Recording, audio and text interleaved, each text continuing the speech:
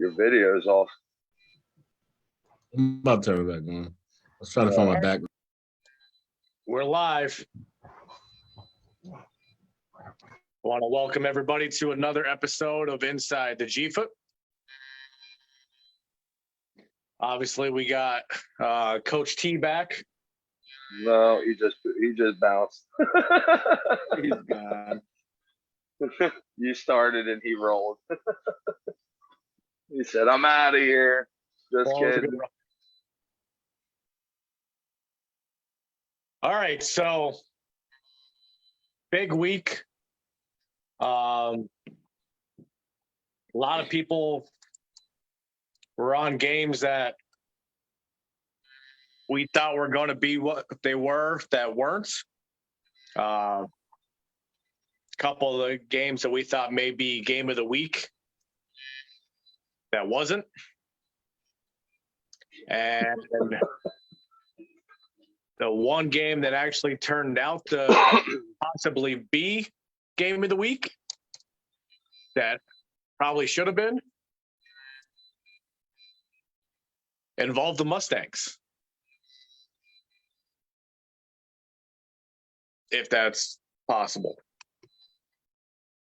So it's been a crazy week one.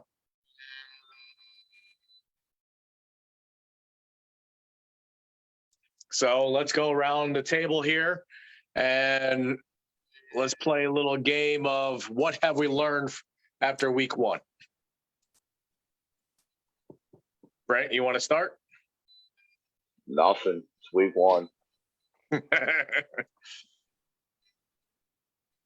mean, that's about it. I mean, it's just one game.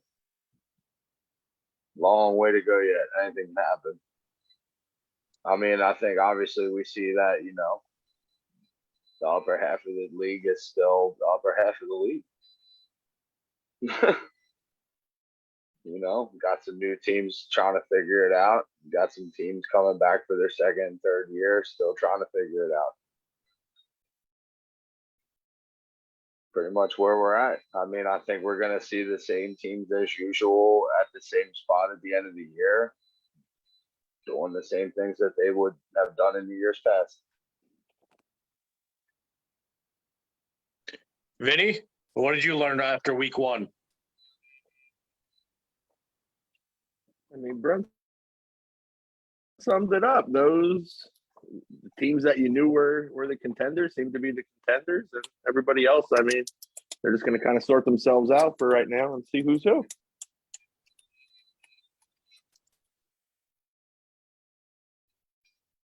Yeah, there's not a whole lot to take from week one. I mean, it was pretty shitty weather across the board in the state of PA, and, there's just not a whole lot to learn from week one, really. I know a lot of people were asking about, what's the deal with the refs and that. We did go with the new person that was in charge of the officials and that. We went with Zane. Zane brought in, like we said last week, the cards and that. I haven't seen any yet, so I'm interested to see what Zane will say about them. I don't think there was really anything to report from last week. But we talked about with Trey Gilchrist and that, we talked about ref shortages and that. It's not so much a ref shortage. It's a shortage of refs wanting to do some of our games for some of our teams. The way we act, isn't it?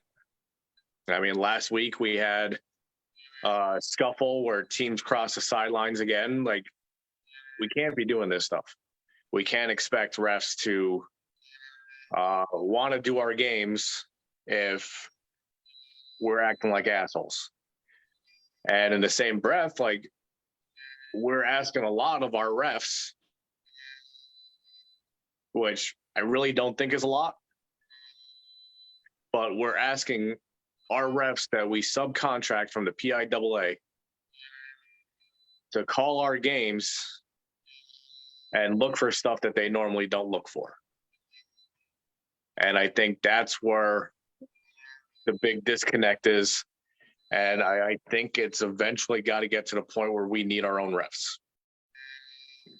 I mean, like I said in the group the other day, we had it where it's myself as a ref, I throw more flags than if most other refs, because I look for GEFA stuff that we look for.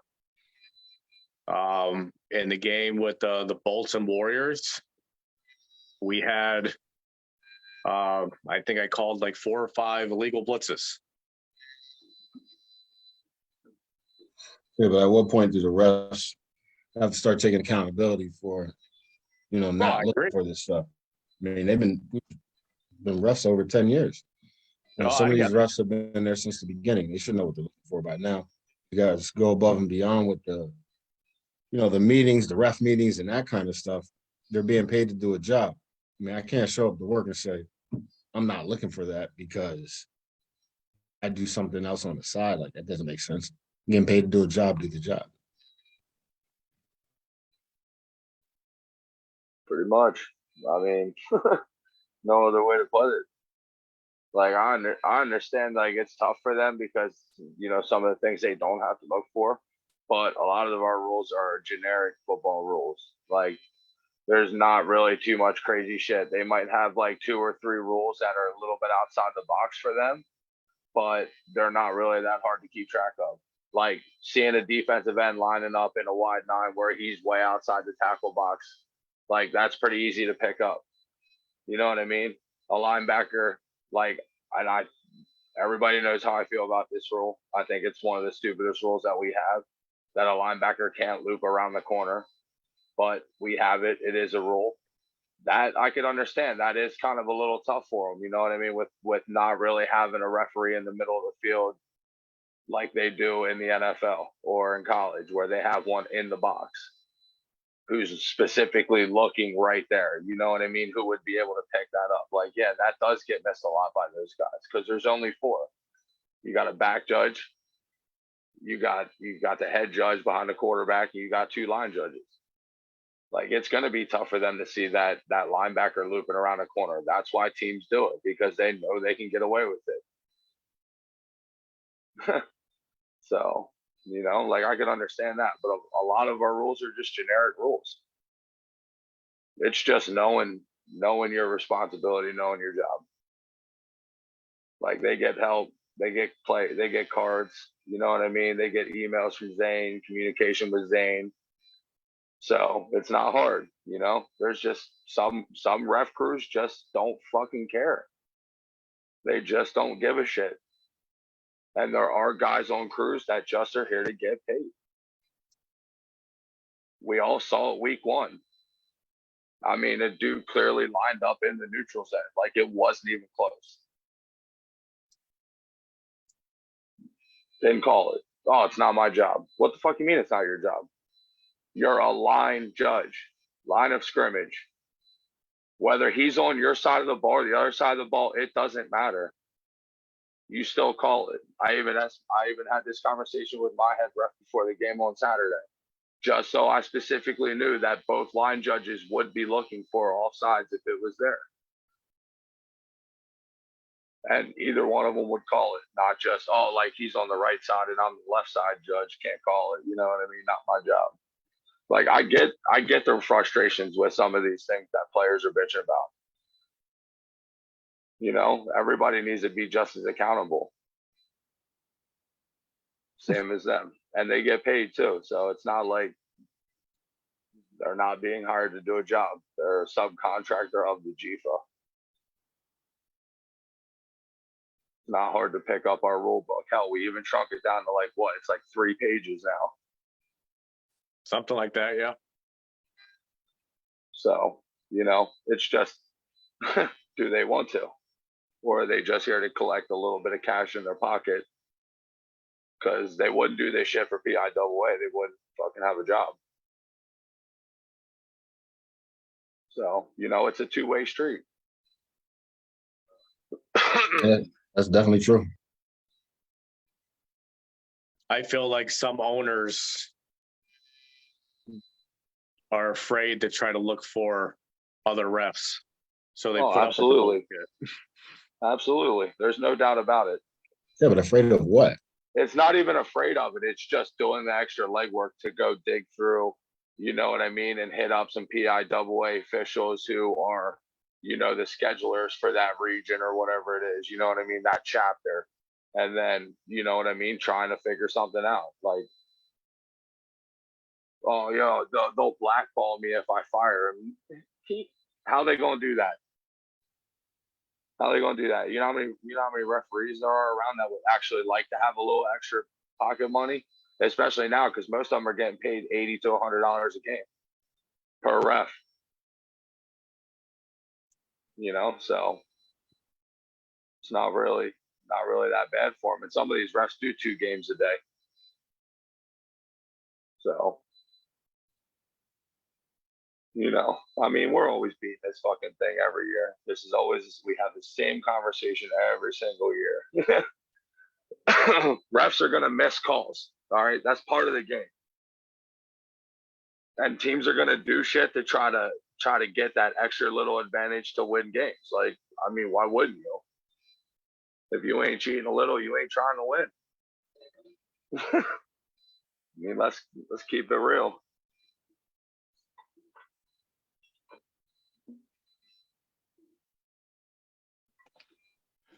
All right, let's move on. Justin, I agree. A lot of times in the games that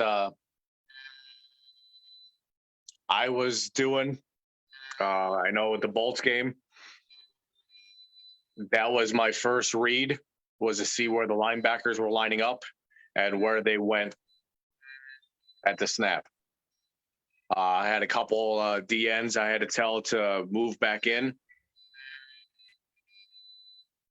but that's as far as it goes. Tavares says, let's get to the film subject. Brent, I'll let you take this one. Oh, Jesus Christ. We're talking about film. So we had a nice little film session last night with some of the guys on this podcast. And let me tell you, embarrassing is not even the word for what some of these teams put out as film this week. The thing that pisses me off the most about it is we repeatedly had this conversation leading up to the start of the season, like literally 3 days before the season. There was a post put in the owners group about making sure your film was tight, making sure you worked out all the kinks, making sure your stats were done and in on time, and everything was copacetic. And literally, right, Brent, before you get into this, explain to everybody what the film is supposed to look like. It is supposed to be elevated above the sideline so the players do not block it, because we don't want to be staring at the back of players for, you know, fucking 25 minutes of edited film or hour and a half of unedited film, whichever way you look at it. And so it's supposed to be elevated from midfield. So, you know, you can pan left and pan right and, you know, everything stays kosher. And it's got to be clear. You got to be able to. How do you record stats on film? You can't read and see stats. And in theory, the opposite is like, yeah, I know number 12 caught that pass, but there's no fucking yard markers. You're recording it from the sideline, so you can't tell shit in a game that's in fucking mud. Like, what are you gonna do with that film? Half of it's blurry. You know what I mean? Like, it's not in the right position. Like, we've been doing this shit for 7 years now, believe it or not. Film and stats have been getting done for 7 years. Now, right out of the gate, obviously, there wasn't that much mandate on what the film had to look like. We were just working out all the kinks for that. But we're fucking 7 years in now, and we are still getting grade school film, basically, is what it comes down to. Like, it's not that hard to be prepared. It's not. You know, if you play on a grass field that doesn't have bleachers or doesn't have a press box, that you need something elevated above the sideline that you can film off of, some kind of platform. You know that you need to have something in case you do have bad weather. You know what I mean? You don't want your shit having water all over it or fogging up, or, you know, your shit not working at all, and then you don't have any film. Like it's like real simple shit. And I think the conversation I had in the owners group this morning was failure starts at the top. You want people to do shit, but yet you're failing them. Going to get fined and take penalties for stupid shit. Not to mention, how do we post your film on our YouTube page for fucking, you know, hundreds of thousands of people to see? And people are going to look at it and be like, wow, this league looks awesome. No, they're going to be like, this is fucking trash. I mean, I'm just keeping it real. You know, like, it's unacceptable. The bullshit fucking film is unacceptable. It's not hard to have it elevated from midfield, clear and crisp, so everybody can see what the fuck is going on. Is that too much to ask? Your players want what they're supposed to get. You know what I mean? They're here balling. They want that recognition. How do you promote your guy going to a professional league of some sort with fucking shitty film like that? Nobody's going to take that shit serious. You're failing those guys. You're failing the guys that are out there putting in the work. And that's all I really got to say about it. Josh Neal of the Mustang says the Spartans film was the worst he's ever seen. Did you watch your own film? Did you watch your own film? Don't point a finger at somebody else because 4 are pointing back at you. And your film is fucking trash too. You didn't even film. You filmed it from the corner of the end zone, for Christ's sake. You could see 1/3 of the field in a fucking mud bowl, rain fest.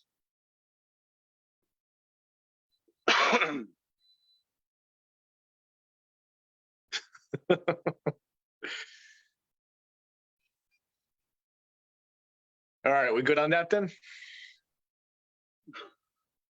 You brought it up. Yeah. You asked for it, you got it.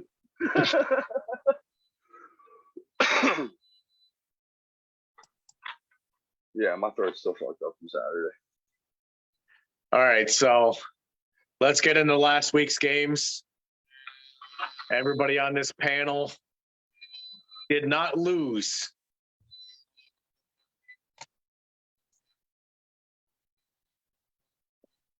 So let's get into a couple of the games first. Let's get into what's that? Undefeated. Let's get into Warriors at Bolts. Warriors won 108-6. Call the cops. We got a murder.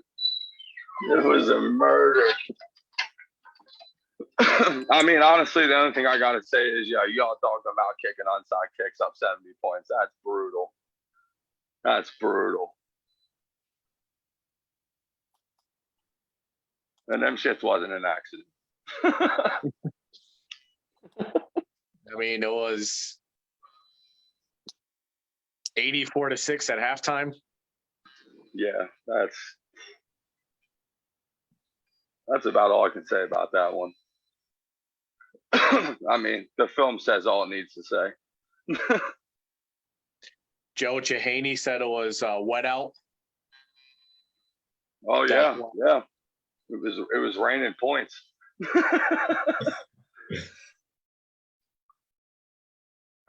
I mean, Coletto was almost putting it into the river every single kick except for that one after halftime. He slipped a little bit.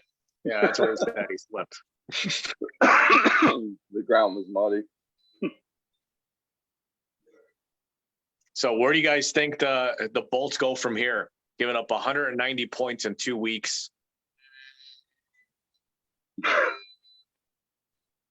Train and Delron barely even played. They mostly played defense. I mean, I'll just say it can't get much worse, right? Can't rain So on they realistically can only go up. They just got to keep grinding, you know, keep recruiting guys because obviously they got plenty of roster space. You know, and just try to build, man. I mean, you're gonna get the shit kicked out of you this year. You might as well just, you know, go in there, fucking all in, pray for the best, and maybe pull one out somewhere along the lines. But it's definitely going to be a rough ride. I just hope they all stick with it. You know, that's the biggest issue. And a lot of times you see when, you know, teams take that kind of hit, numbers start to dwindle, and I hope that's not the case. They're young, so hopefully they stay with it, you know, and they keep fighting. Because I heard, I actually heard from James, even though they were down like that, you know, there was no quit in them, and they kept coming, you know, coming each play. So hopefully they stick around with that. I mean, from a standpoint for me being there, it was quite obvious that they don't practice. I even heard from them that they haven't been really showing up to practice. And I mean, you don't have to show up for practice, but it helps. Well, now you know why you're giving up an average of 95 points a game.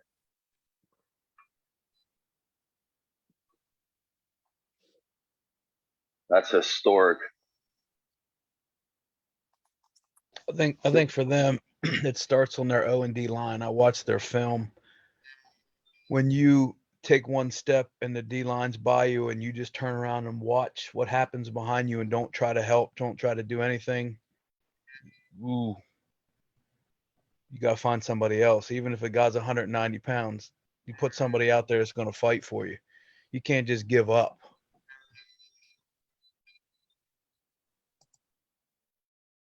That's a fact.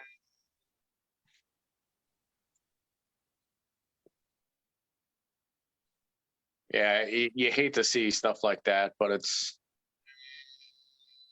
On to the next one. We beat this horse up. all right. We all know what this is. All right. Skyhawks traveling to the Tomahawks. Tomahawks win 42-0. PA Football News was there. Had a couple good interviews with some players in that. They seem to really enjoy it. In fact, their article on the PAFootballNews.com has reached over 75,000 views on there. I heard their cornerback Banks had reservations for 3 picks out there. Defense is killing it. Shit.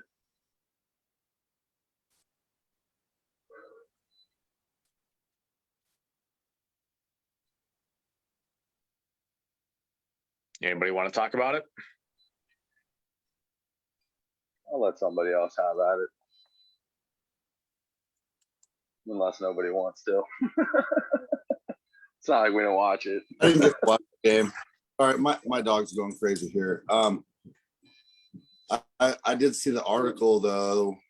There was a couple of write-ups about the game, and it was pretty cool that the coverage that the game got. I mean, both articles were well written. Looked like they came from publications that definitely get a decent amount of exposure, and that was pretty cool.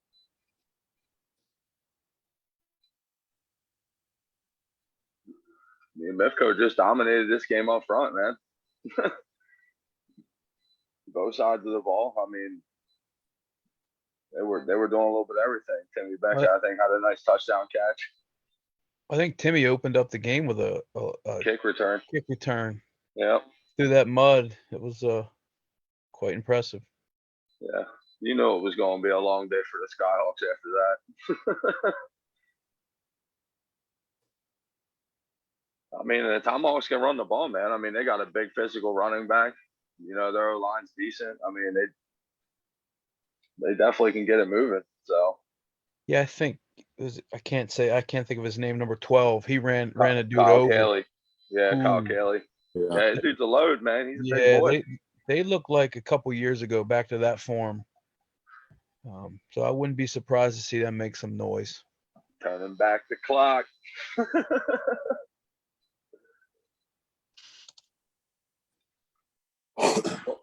That was another blowout. Moving on. All right, next game.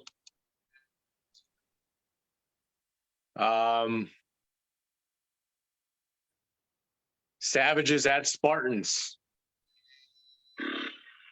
The new look Savages trying to get back to their winning ways. Won 50-6 over the Spartans. Much of the same. Yeah, I think every game that we just talked about right from the beginning was lost right up front right away. I mean, the tail of the weekend was, the team that was more physical and able to run the football won the game. I mean, it was the same thing with this game. It really wasn't much different. Yeah, I mean, the Savages quarterback and running back, I think, had nice rushing days. Yeah. I mean, they basically just won up front. I mean, every game was sloppy, so it was what team could dominate up front. We know the Savages have a decent D line. I mean, they've had a decent D line for the last couple seasons now.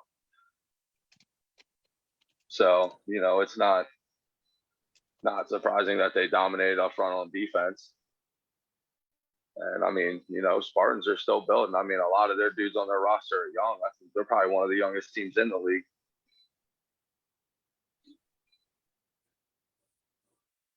And that film was kind of ass. I mean, the first quarter and a half of it was had a fog dot on the lens. You couldn't even see shit. That's another one. We'll tell you, watching the film with Brent last night probably was the funnest part. Just to hear him go off on all these films. That's hilarious. Like I said, I wouldn't have been so mad if we didn't have this conversation 3 days before kickoff to make sure you had all your shit together. I get it. The weather was bad. I understand that. You take precautions. You know what I mean? But yeah, whatever. It is what it is at this point. Moving on. All right, next game. Already got roasted. Miners traveling to the Comanche. Comanche win 60-6. Welcome to the GEFA baptism Saturday. Comanche led the service. Yeah. I mean, we watched this game. They did whatever they wanted. It was no surprise. Yeah, we were talking. I mean, it was a jailbreak. They snapped the ball and they got 4 defenders in his face. As soon as I'm like, oh God, this poor kid's running for his life. I mean, there wasn't even linemen getting out of their stance, and those dudes were in the backfield.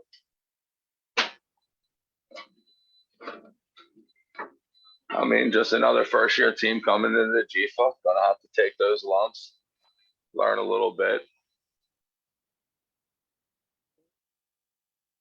I mean, I'm sure they got some veteran players on their team from the Thunder and shit because they're from out that way, aren't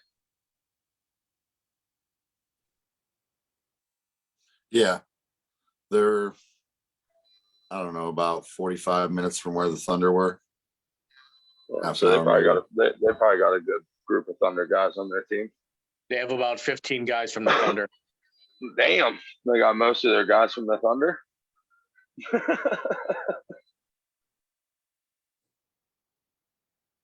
It's a shame they didn't get Kasich. No Kasich. Is he not coaching anywhere this year? Nope. That's a shame. He's a good coach. Yeah, I liked him.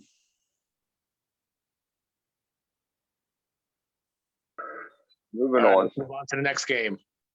A game that was billed up as a game of the week. After watching the film, Mari determined that was a lie. Raptors Big traveling time. to the Buffaloes. Buffaloes win 72-28. Imposing their will. I mean, Is let's what be that honest. The was. Buffaloes pretty much beat up the Raptors from That the run. opening kickoff all the way through the game. And towards the middle of the game, it seemed like the Raptors just didn't want to be any part of it. Yeah, they definitely got out physical everywhere. Like their offensive line was driving them dudes off the ball. Their running backs were just getting downhill, like running for days. And I'm talking those boys would have 3 or 4 guys and they were dragging them for 4 or 5 more yards. Like they were just out physical them all day long. You know, and the crazy part, it's the exact same offense that they ran last year. Yeah. I don't think it didn't. No, I just think you probably could have pulled up any film from last year and would have your scouting would have been. I mean, I think they got better.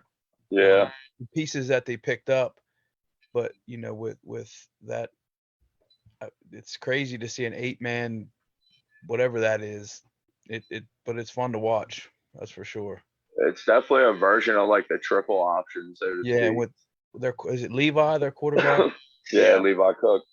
Man, that's another team. If they're not knocking on some doors at the end, I'll be surprised. Yeah, that's one of the things we were talking about watching it was it almost felt like the Raptors didn't watch the film. Like there wasn't any gap integrity. Oh, I mean, out of any team you play, you have to be keep gap integrity against them. right. You can cheat a little bit with the rest of the you know, even with us back in the day, but not them. They're going to make you pay. Mm-hmm. Now, teams around this league, they're not, look at the Raptors and this score and say, hey, they're going to be a pushover. The Raptors are a finesse football team, and they came up in a rainy day against a team that was physical and strong. Y'all come out of the gates thinking they're going to be something to sleep on. They're going to get punched in the mouth. They got some athletes on that team. No, they do, and I think a lot of their indoor guys are on that team, I believe. I think it was a combination of being in that rain, in that that environment, and playing against a football team they just weren't prepared for. That was going to come out and punch them in the mouth and be physical up front. It looked like it stunned them. Yeah, they run an indoor version of things. They get the ball out quick. Quarterback's pretty good. They got some good skill guys. I think they just slept on that offense on the other of the Buffaloes. Absolutely. Yeah, I mean, we talked about that last night. Like when we were done watching it, we were like, man, that was like a beating, so to speak. But at the same time, it's like the Raptors can ball with pretty much any team in this league. They just were not prepared for that. Yeah. You know what I mean? They definitely didn't. You can tell they didn't study film, and they were just not ready for those boys to come at them like they did. I mean, that's like Du Bois back in the day when Du Bois used to just line 4 or 5 guys up and just run right at you all day long. Like they just use what they got. They got big dudes. They're physical. They run hard. That system works for what they do, and they're not going to come out and throw the ball 20 times and beat you. That's if they get in that type of situation, it's going to be a rough day for them. Like, but they still have some pass plays that they can hit. But I think, if anything would hurt them, it would be that in a game where, teams are just like, hey, our D-backs are shut down. We're going to man you up and we're just going to fucking come downhill on you and not let you get that run game off the ground and force you to throw. Could they deliver in a game where they got to throw 20 times? And the Buffalo's entire offense buys into that system. I mean, their receivers are blocking 10, 15 yards downfield, and they're not just getting in front of them shielding. They're making contact and driving, bringing the hips, driving another 5 yards downfield. Like that, watching their receivers block got me hyped. Raptors running back's nice, man. That kid's quick. That kid's quick. He runs hard. He's nice. As much as I'm a fan of Melhorn and Greg's offense, any day I would watch the Buffaloes just because it's intriguing. I've never ran an offense like that, and they do it so well. Like they have a version of the beer in there. It's I don't know. I like it. All right, let's move on to the next game. Another potential game of the week. Some were saying this could have been a Keystone Bowl preview. Others were saying, like Mr. Predictor, that the Wildcats were going to hand the Cyclones their first season loss in probably about 6 years. Cyclones win 56-14.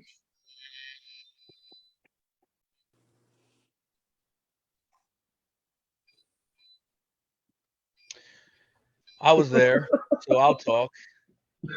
I think they take nothing away from the Wildcats. They still have the skill guys. The difference is the O&D lines. Well, I don't want to say that's the difference, but that was a big part. They couldn't compete in the trenches to even give in JR or Haas time to use the weapons that they do have. They were running for their life all day. And the weather doesn't help, but the Cyclones were in the same weather as the Wildcats were. Yeah, but like you said, the Cyclones got a hell of a lineup. They bullied them. I mean, get mad at me if you want to, but it is what it is. The film doesn't lie. Athletes for athletes, yeah, they're there. But if you don't fix the problem on the O&D line, you have long days ahead. I mean, one of the main things that I saw was just how balanced the Cyclones were in this game. They actually had a run game. Zeke, who was there for once, looked like he actually got the ball a couple times. So I don't think Kasim can really hound them this week. Oh, he will anyway. I know. But to be honest, I think Melhorn could run behind those guys. Look at that freaking offensive line. Yeah. Tell me there's a better one. There's not. I'll wait. No, there's not. You got two 1D1, 1D2 college football athletes on that offensive line. I don't know about your center. I don't think he played college, but they've been coached. They're dominant. Then you got two tight ends that are offensive linemen that can catch. So if I was crazy, I'd run up and down the field. Two tight end sets. I said that last week. That's all I'd have done. Who's stopping it? Gary Kroll, the quarterback for the Warriors, said you need to take a look at the Warriors O-line. I'd be happy to. He's supposed to say that.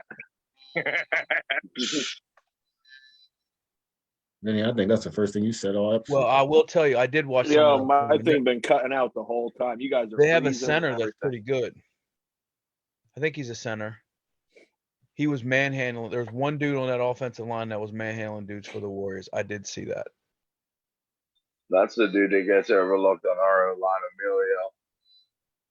Emilio is rock solid up there in the middle, but he's got Ryan to one side, he's got Pete to the other side. It's like, who's the guy in the middle? He can't go wrong. Yeah.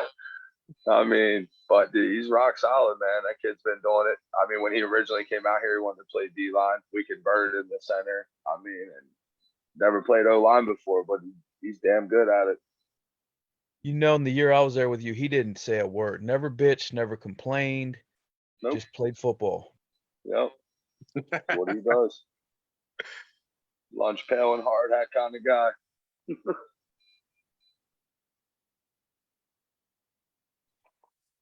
But yeah, back to the game. That's pretty much what the plan was. We knew it was going to be shitty. They also just put brand new turf in on the field we're using. So, it's kind of slick. And, after like our second drive, we kind of stalled out, and it was like, you know what, man, we're just going to punch him in the mouth. And it's what we did. I mean, I think we had two running backs that ran the ball, slot receiver ran the ball, quarterback obviously ran the ball. I mean, we ran the ball like 20 times. It's probably the most rushing attempts we've had in the game in our existence. Like realistically. So, yeah, I mean, that was pretty much the plan. Like, it was going to be tough to throw the ball out there, even for us, even for a team that throws the ball, 85% of the time. Like, it was still going to be tough. Grip on the ball was not great. Like I said, the field was slick, you know what I mean? So it was picking up that slickness from the ground. And it was just tough. You could see it on both sides, Some balls were sailing. Some balls were just not getting to where they needed to get to. Like, it was tough. But that was pretty much the plan. We knew our O-line was better than their D-line. And we were damn sure knowing that our D-line was better than their O-line. So that was kind I of the didn't know plan. you had a 3 tight end set. I seen a big guy, I think number 5. 15. He's No, actually a tackle. no, I mean number 5 looks like a tight end now. Did Oh, he spend dog is damn. oh my God, but he looked like he spent the winter in the kitchen. Oh shit. Fucking Stump getting rise. I love it.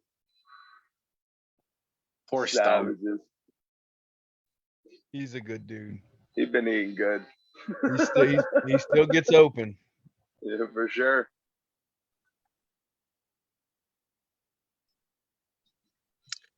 All right, let's get into the last game that actually turned out to be the game of the week. And yes, it did involve the Mustangs. The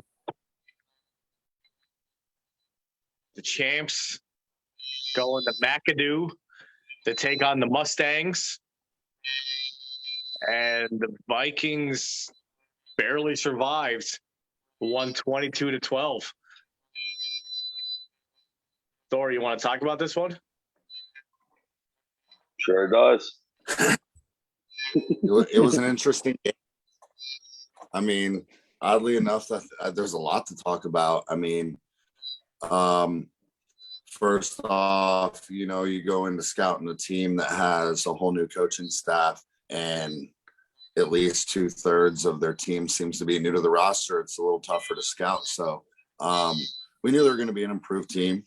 And, we went out there with a plan, and unfortunately we ended up running into the worst conditions I've ever seen at a game in my life. I mean, it's no excuse by any means, but it was like a 27 wind chill with rain and snow, and the wind was like 50 miles an hour. Even the people who came down to cover the game from PA Football News said, no, I'm not doing this, and left before we even got to talk to them. So that was tough. I mean, it was slop, and of course it affected both teams. A real sloppy, muddy field like that's going to equalize a lot of the speed that a team like mine has. But you also have to give some respect out to the Mustangs, because they are an improved team. They're better than any Mustang team that we've seen to this point. They scored their points on special teams, so their offense was shut out, and their defense didn't score either.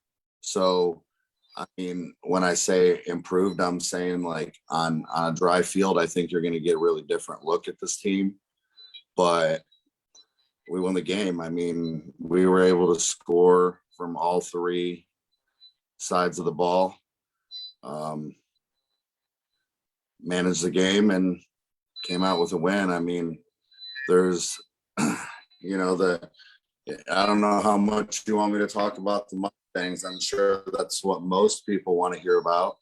They've on social media, as they've been hyping themselves up quite a bit, and the Mustang defense was a solid defense. They got some really aggressive guys on there, some high IQ football players, some guys that seem to really flow to the ball well. and the group of them together will definitely have some success this year. I'm not going to bank on how much. Time will tell, but I really think the potential for it is there. Their offense was probably the weaker of the three sides of the ball. Obviously their special teams did score twice on messed up punt situations, and they were able to capitalize on that and played well. But I feel like their offense is probably the lesser great side of the ball for them. It was cool to see like how excited they were and that there was a bond. Like they came into the game like ready to play. I mean, they seemed really unified. I know a lot of teams where guys just come together or get a little awkward and don't know what to think, and they seem to be excited to be there and play together. And at the end of the game, they knew that they lost, but ultimately they held their own with the reigning champs, and that's got to say something for a program that's in rebuild mode like they are. So I think Billy's doing something good over there. I think that the Mustangs are definitely moving in the right direction. And I mean, I'm pretty sure I know who they play this upcoming week, and odds are they're going to go out there and get a big win. So. Yo, word on the street is their pregame chant was "sink the ship." It might have been. I don't know. We were worried about us. Oh, Now, Thor, in a game like that, you guys are the defending champs. You play a team that was 1-23 in the previous 3 years. You guys seem to struggle. As a coach, do you blame yourself for that? James, first of all, as the head coach, anything that happens is my fault. So I'll go ahead and just say, yeah, sure. The fact of the matter is that a lot of people want to ignore the fact that we did play an improved team. And it was the first game of the year. It was terrible weather. Things didn't necessarily go perfect for us. We had some drop passes that would have been big for us. We had some mistakes on special teams, and we got to win. I mean, it's on to the next week for us. But, I did at least want to give a shout out, as far as the questionable, hey, have the Mustangs improved? Yes, they're an improved team. Have the Vikings improved? Oh, you beat me to it. Of course the Vikings have improved. Last year we had a great defense that we've been able to carry into this year and make even better. A lot of people think that there's key pieces that we don't have, and every game you don't barely have everybody, but everybody's here. We're a unified team, and we've used the off season since fucking October to start moving forward, and I feel good about where we are.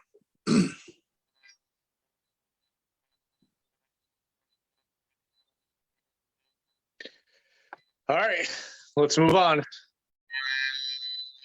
James waited all night to ask that question.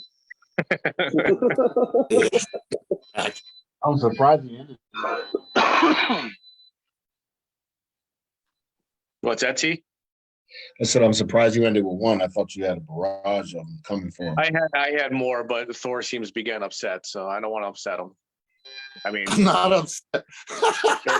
if I got exposed by the Mustangs, I'd be upset too. That's all right. Saying you guys struggled with in the weather and that in the same weather that the Mustangs played, but it's all right. I didn't even say we struggled in it. I just said there was bad weather. You're like feeding words into the conversation that were never even said. Hey, tomato, tomato. You got your stories. I got the truth. It's all right. All right.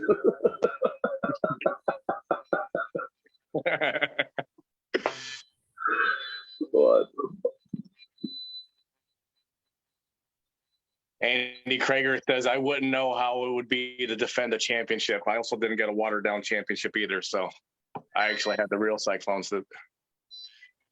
But anyway, let's get into next week's games. Watered down my. Ouch. Let's get on That's fucking bullshit.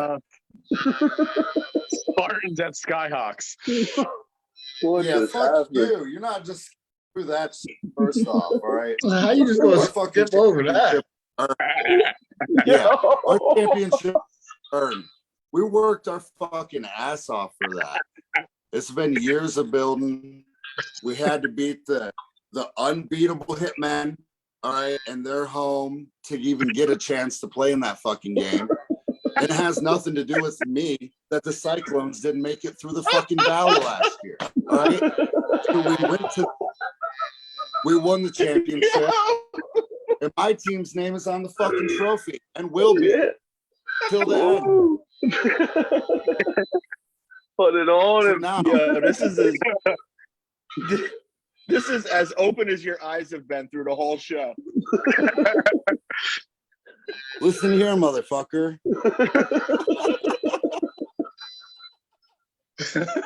Oh, love it. All right, you got a bubble championship. It's all right. All right. Anyway, back to the regulars. The next week's games. Fucking the guy that still considers his game against the Cyclones in 2020 a win. Three touchdown lead and blew. Get the fuck out of here. Let's get back to what we're talking about. Quit We playing. actually had a lead against the Cyclone store. Have you ever said to be able to do that? All I right. haven't Now, played the Cyclones. Why do in we place gotta of- be in this conversation? What the fuck? Savages. We'll talk about that next week. We'll talk All right. about that next week. Go ahead. All right. I'm going to hold you to that one because just get ready for the questions I got for next week. I'm already writing them down. Okay. He's running All right. late already. Spartans at Skyhawks. 1 p.m. game. Jesus. This is what we're starting off with? Wow. Yeah. Bet your Have you- yarmulke. Can we come back to that one? No. Yeah, holy shit. That's not We're game bringing- of the week. No. Oh no, buddy. You know where the game of the week is.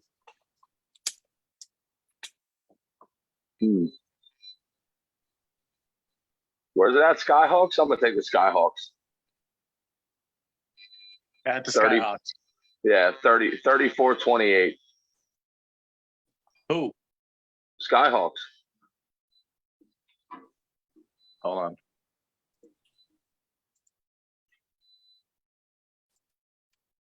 Right. 34-28. Yep. All right. Who's next? I'll jump in there. Skyhawks, let's go.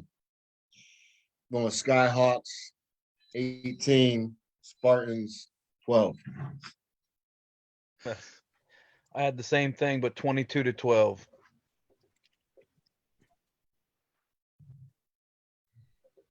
Skyhawks 24-18.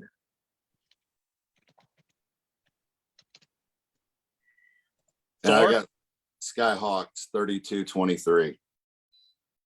We're all gonna- 32-23.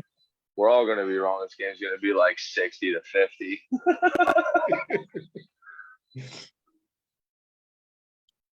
All right. Next one. Let's go with Bolts at Raptors. 3 p.m. game. Raptors. Yeah, Raptors, definitely. Raptors. Yeah, Raptors Six. by a mile. 65-12. Probably gonna be worse than that. It might be. I'm just showing a little respect. Travis, Hold what on. do you got to score? Raptors 91-6. I had 80-6, but okay. What's that? 91 works too. I had 80-6 Raptors. Thor? 60. 86 Raptors. Kerr? 68-18. All right.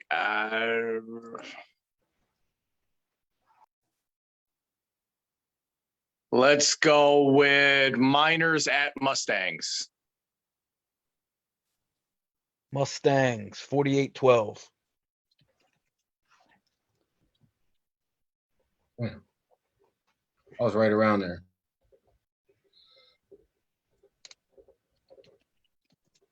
I got Mustangs. We'll go 42.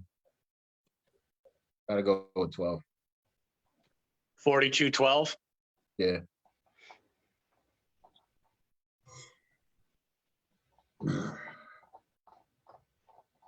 Brent? I got the Mustangs 55-0.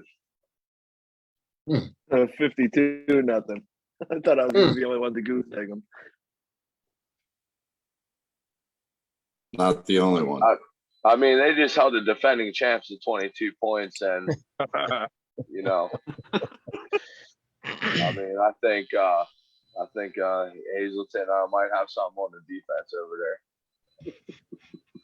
Yeah, I say Hazleton wins this 44-0. Those new team lumps, man. All right. What do we got next? Got to ride out that baptism train.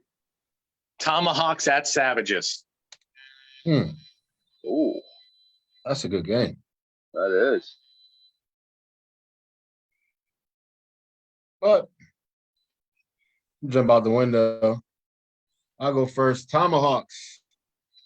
So Hawks get 48. Savages 34. I'll say Tomahawks 34-16.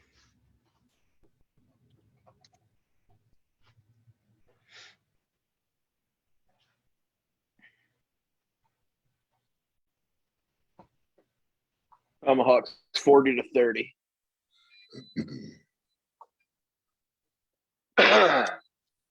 Damn, guess I'm lone wolf in this. I got the Savages 38-32.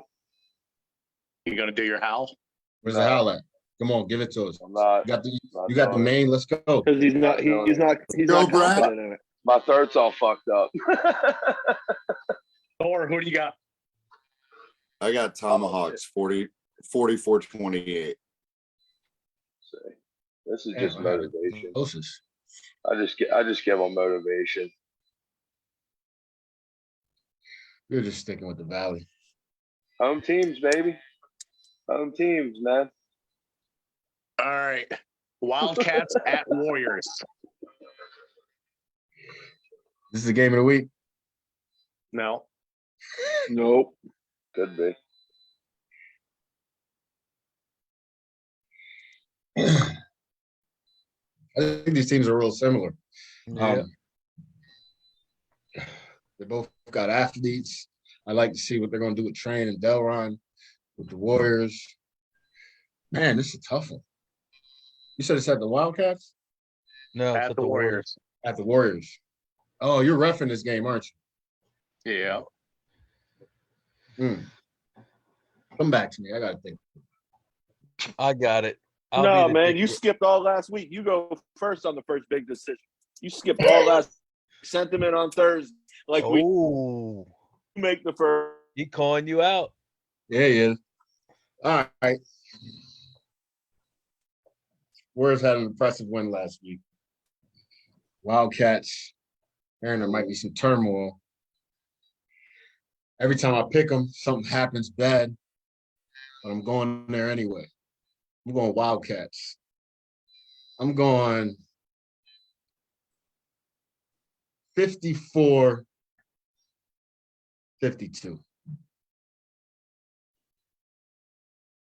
All right. Who's next? I got the Warriors 42-40. As much as I'd like the Wildcats to win, because some of my guys are there, I think the difference is the O&D line. Might be right.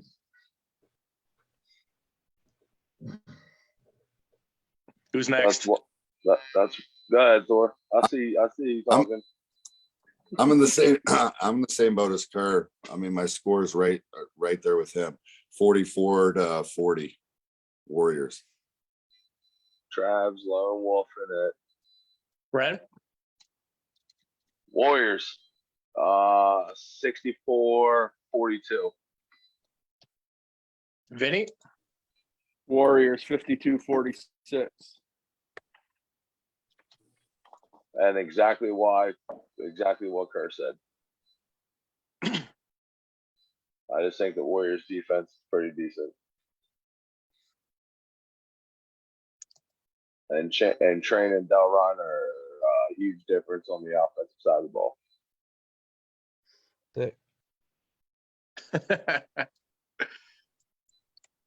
all right. Next one, Comanche at Buffaloes.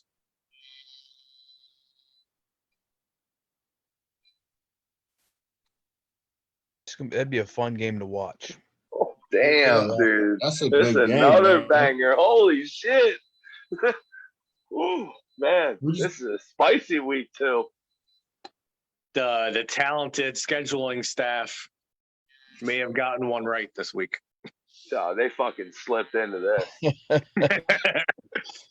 Thor, you did a good job, Thor. I'll tell you. Damn. I think the Buffaloes keep rolling. Buffalo 36-30. Low scoring game. Who said that? Dang. I did. Vinny? I think the Comanche take it.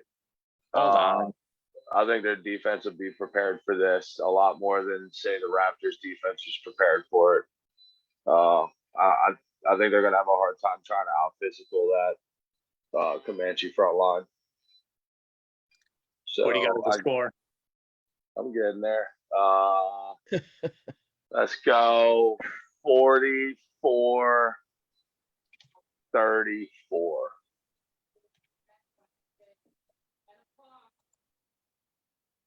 Who's up Yeah, next? man. I think the Comanches defense is going to force the Buffaloes to have to throw the football.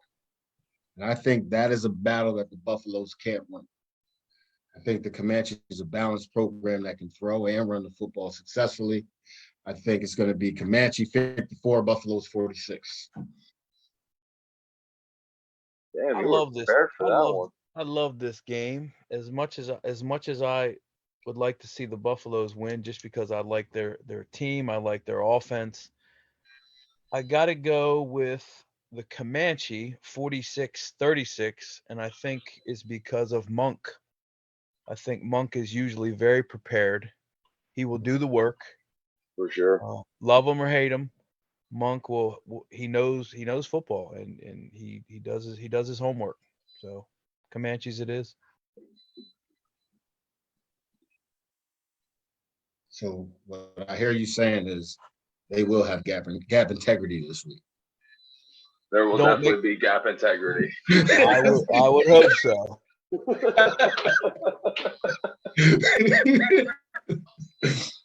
All right, Thor. What do you got? Oh, man. I think the Comanche pull it out. 52-40. Ooh, Vinny, lone wolf in this one. Damn, that's 3 games. Let's for the go Lone Wolf. Buffaloes.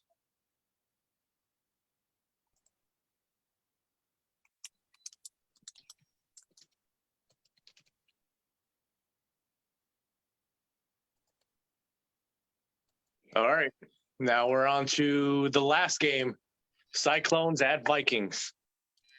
Do you have is that a 1:00 game? Yeah. Yes, sir. So he said, "F you, Brent. Wake the hell up early and drive to the middle of nowhere to play Absolutely. He did. He did. That's exactly how he put it too when he told me about it. Yeah, like He I said, did. "Yeah, like I don't normally do night games this time of year or anything like that. So fuck you guys. Come at 1:00." That's word for word. That's exactly how it went. Nice.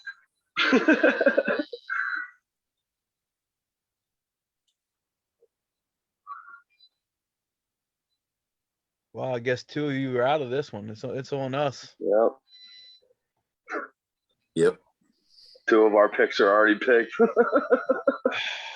As super fans of both teams. Really, really like players on both sides. I think they're both the cream of the crop as far as organizations are concerned. I got to go with the Cyclones 48-36 because the Cyclones have not lost during the regular season in how many years? 2015 was the last time. As obviously this can go either way. I think they both got the talent to do it, but I don't know that this weekend is it for them.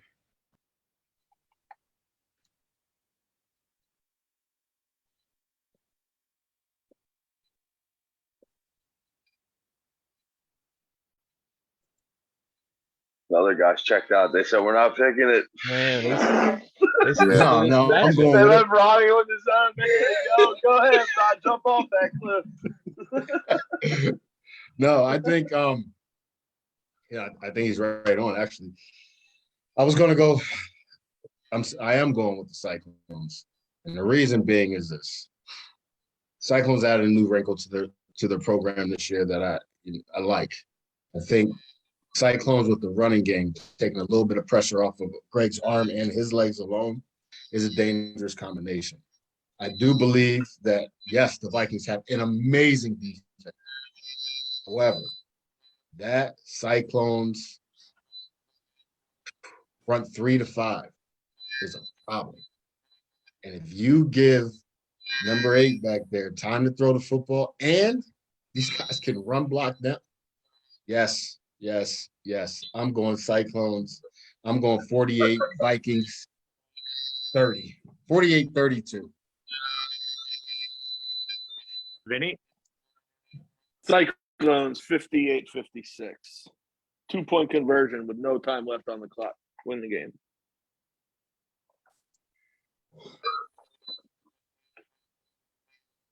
Smile, Thor. Thor's gonna be replaying this in his Zoom meeting this week. Fucking right. You gonna be like, yo, you hear this shit? Get defending champs get no respect. You're gonna have a slogan up on the wall like Notre Dame and shit. Nova gets no respect. Crazy, but it is what it is. Showdown in Motown. That's right. He's saying, fuck Kerr. I beat him twice last year and only got credit for one win.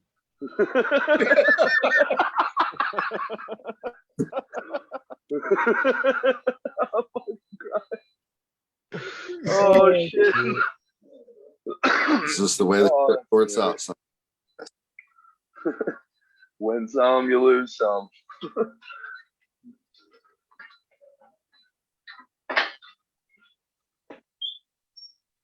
All right. We got anything else?